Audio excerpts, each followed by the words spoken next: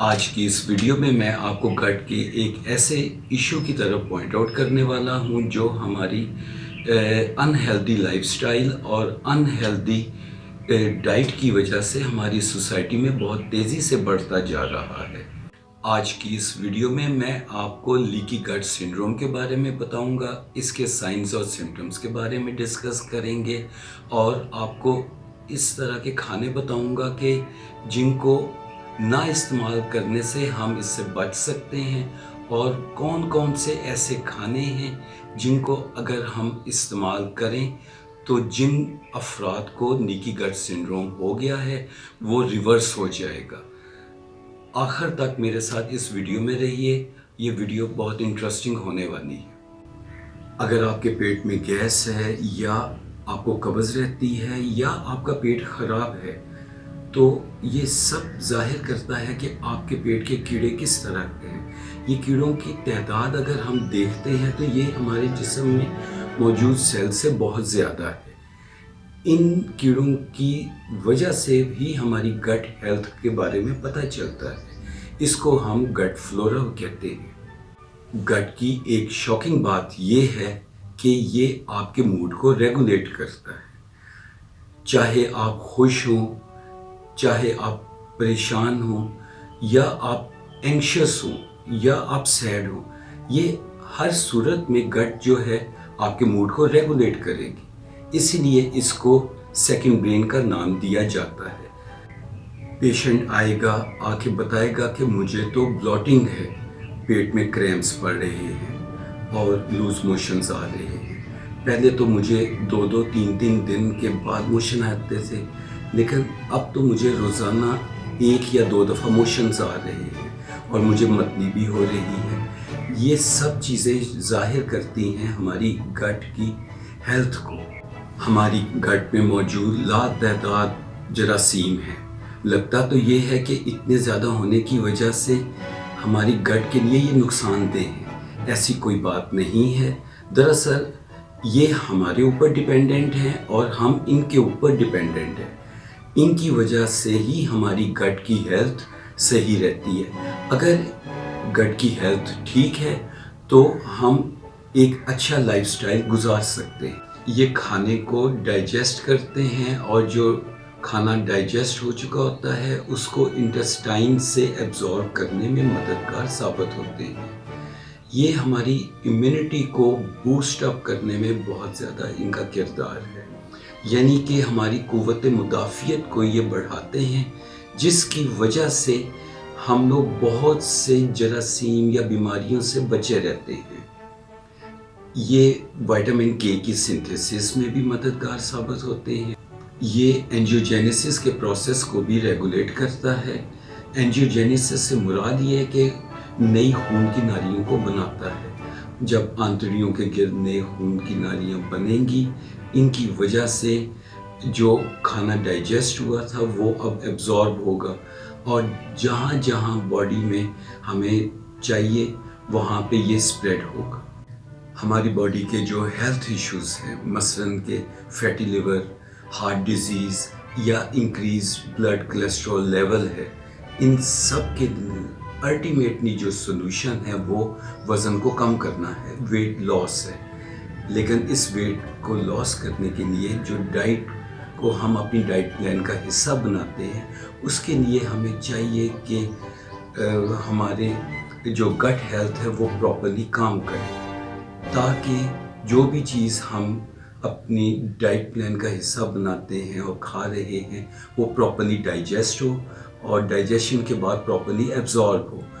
इस तरह से हमारे जो बॉडी के हेल्थ इश्यूज़ हैं वो सॉल्व हो जाएंगे।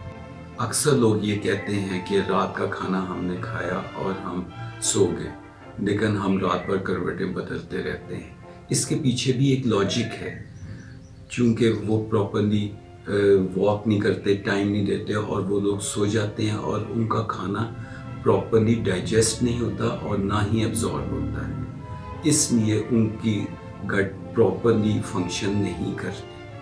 आज की इस मसरूफ़ ज़िंदगी में हम देखते हैं कि खाना खाते ही एकदम हम लोग सो जाते हैं। जब हम सो जाते हैं तो खाना प्रॉपर्ली डाइजेस्ट नहीं होता اور رات کے ٹائم پر گلے کے اندر تیزابیت یا ایسڈ ریفلکس ہوتا ہے، جس کی وجہ سے ہماری نیند جو ہے وہ ڈسٹرب ہو جاتی ہے۔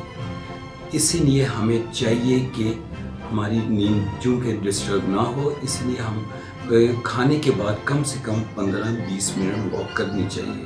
اس طرح سے ہمارا کھانا پراپرلی ڈائجسٹ ہوگا اور ہم رات کو پراپرلی سو سکیں گے۔ آج کل لیکی گٹ سنڈروم کا بہت سے لوگ کمپلین کر رہے ہیں۔ ہم دیکھتے ہیں کہ ہماری گٹ کے اندر بہت سے پورس ہیں۔ ان پورس سے ہمارے جو انگریڈینٹس، جتنے نیوٹریشنل اور نان نیوٹریشنل انگریڈینٹس جو ہیں وہ ایبزارب ہو کے جو آنتڑیوں یا انٹسٹائن کے ساتھ جتنی بلڈ ویسلز ہیں ان کے اندر ایبزارب ہو جاتے ہیں۔ لیکن ہم دیکھتے ہیں کہ اس کے اندر لیکی گٹ سنڈروم میں جو پورس کا سائز ہے وہ بڑھ جاتا ہے۔ اب دیکھنے میں آیا ہے کہ جس طرح سے ایک جالی کو ہم لے لیجئے، اس کے اندر بہت سے چھوٹے چھوٹے سے سوراخ ہیں۔ اب ہم اس جالی سے پوننے کا کام کرتے ہیں۔ ہم نے جو چیز بھی فلٹر کرنی ہوتی ہے وہ ہم اس میں سے فلٹر کر لیتے ہیں، لیکن جب ہم دیکھتے ہیں کہ اس میں سے کوئی بھی ایک تار اگر ٹوٹ جائے تو اس کی وجہ سے فلٹریشن جو ہے وہ بڑھ جائے گی، اور بڑی چیزیں بھی جو بڑے سائز کی ہیں وہ بھی فلٹر ہونا شروع ہو جائیں گی اس میں سے۔ اب دیکھا یہ گیا ہے کہ لیکی گٹ سنڈروم میں بھی اسی طرح ہی ہوتا ہے کہ بہت سے اس طرح کی جو انگریڈینٹس ہیں جن کے اندر کے گڈ بیکٹیریا اور بیڈ بیکٹیریا کی جو عام روٹین پہ انٹسٹائن کے اندر ایک ریشو برابر ہوتی ہے کہ بیڈ بیکٹیریا کم ہوتے ہیں اور گڈ بیکٹیریا زیادہ ہوتے ہیں، اور بیڈ بیکٹیریا کی ابزارپشن کم ہوتی ہے۔ لیکن جب پورس کا سائز بڑھ جائے گا تو یہ سب کے سب جو ہیں بیڈ بیکٹیریا، ان کی ابزارپشن بڑھ جائے گی۔ اس کے ساتھ ہم دیکھتے ہیں کہ بہت سے میٹلز جو ہیں ہماری جو انٹسٹائن میں ہیں ان کی ابزارپشن بھی شروع ہو جائے گی۔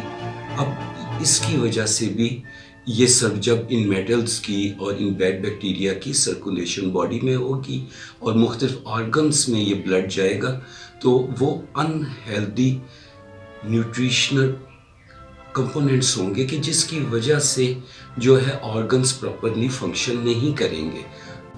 اب ایسے کون سے سائنس سمٹمز ہیں جن سے پتہ چل سکے کہ لیکی گٹ سنڈروم ہے؟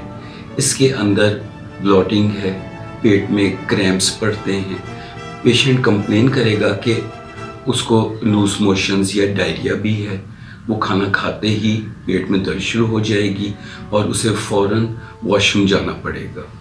اس کے ساتھ اس کے چہرے کے اوپر پمپلز نکل آئیں گے اور ایکنی کے بہت بہت بڑے دانے بن جائیں گے، اس کے جسم پہ سوزش نمودار ہونے شروع ہو جائے گی اور الرجک ریئیکشنز بھی اس کو آف اینڈ آن رہیں گے۔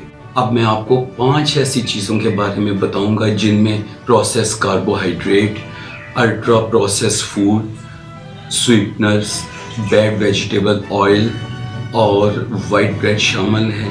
اگر ہم ان 5 فوڈ کی جو کیٹیگریز ہیں ان کو اپنی غذا سے ہٹا دیں تو ہم لیکی گٹ سنڈروم سے بچ سکتے ہیں۔ اب یہ تو وہ 5 ایسی چیزیں تھیں جو کہ ہمیں اپنی ڈائٹ میں استعمال نہیں کرنی چاہیے تاکہ ہم لیکی گٹ سنڈروم جیسی بیماری سے بچ سکیں۔ اس کے علاوہ اب میں آپ کو وہ ڈائٹ بتاؤں گا، اب وہ چیزیں کھانے میں بتاؤں گا کہ جو ہم استعمال اگر کریں تو اس سے ہم جو پورز باڈی کے اندر انٹسٹائن میں بن جائیں گے، جو ان کا سائز بڑھ جائے گا، وہ ان کا سائز واپس اپنی نارمل پوزیشن پہ آ جائے گا۔ ان کے اندر شامل ہے براؤن رائس، ریڈیوس جو ہے ڈائٹری فیٹ، جو فیٹ ہے وہ ڈائٹری فیٹ کم ہونی چاہیے، سیریلز کا ہمیں زیادہ استعمال کرنا چاہیے، جو کو اپنی ڈائٹ پلان کا حصہ بنانا ہمیں چاہیے، انسالوبل فائبر کا بھی استعمال کریں، اس کے ساتھ ہمیں کیرٹس کا استعمال کرنا چاہیے، ہمیں بیریز کا استعمال کرنا چاہیے۔ امید کرتا ہوں کہ آپ کو میری یہ ویڈیو اچھی لگی ہے اور آپ کی انفارمیشن میں اضافہ ہوا ہے۔ انشاءاللہ ملتے ہیں اگلی ویڈیو میں ایک نئے ٹاپک کے ساتھ۔ اس وقت تک اپنی دعاؤں میں یاد رکھیے گا۔ اللہ نگہبان۔